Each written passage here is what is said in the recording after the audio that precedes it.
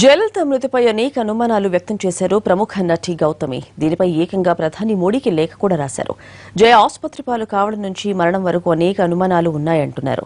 ఓ CM గురించి తెలుసుకునే హక్కు ప్రజలకు ఉందంటూ లేఖలో పేర్కొన్నారు.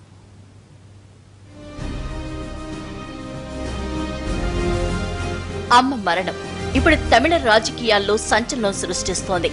సెప్టెంబర్ 22న ఆసుపత్రిలో చేరిన జయ ఆరోగ్యం కుదుట పడుతోందని, రేపు మాపో డిశ్చార్జ్ అవుతారని అంతా భావించారు.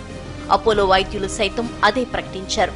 కానీ సడన్ గా ఆమెకు గుండెపోటు రావడం, మరుసటి రోజే చనిపోయారని ప్రకటించడం చకచకా జరిగిపోయాయి.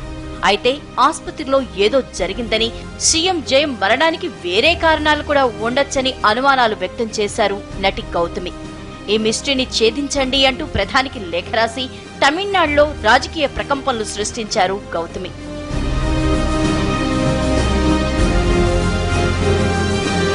జయలలిత మరణం తనను తీవ్రంగా కలిచివేసింది అంటూ పర్సనల్ బ్లాక్ లో పోస్ట్ పెట్టిన గౌతమి ఆ బ్లాక్ ద్వారా మోడీకి లేఖ రాశారు. జయ ఆసుపత్రిలో చేరినప్పటి నుంచి జరిగిన పరిణామాల్ని చూస్తే అంతుపట్టని ప్రశ్నలు ఎన్నో ఉన్నాయని లేఖలో పేర్కొన్నారు. It is simply about knowing how the entire 70 odd days were, how do I put this differently than I've already written it? What happened? Who is the authority, or who or what is the authority that made decisions? Who or what is the authority that secluded her from any kind of contact with her people, with the public? Want to have come out of this? Other than the facts.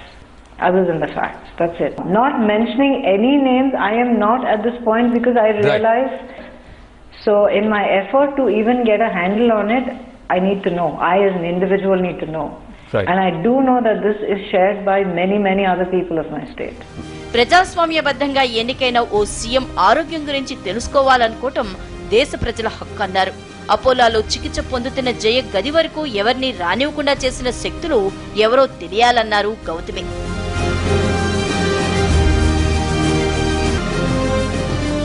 జయ మరణంపై అనుమానాలు వ్యక్తం చేస్తూ గౌతమి రాసిన లేఖ ఇప్పుడు తమిళనాడులో కలకలం రేపుతోంది.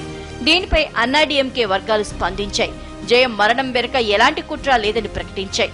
మరి గౌతమి లేఖపై ప్రధాని మోడీ కానీ కేంద్ర ప్రభుత్వం కానీ ఎలా స్పందిస్తుందోనని తమిళనాడు ప్రజలు ఆసక్తిగా ఎదురుచూస్తున్నారు.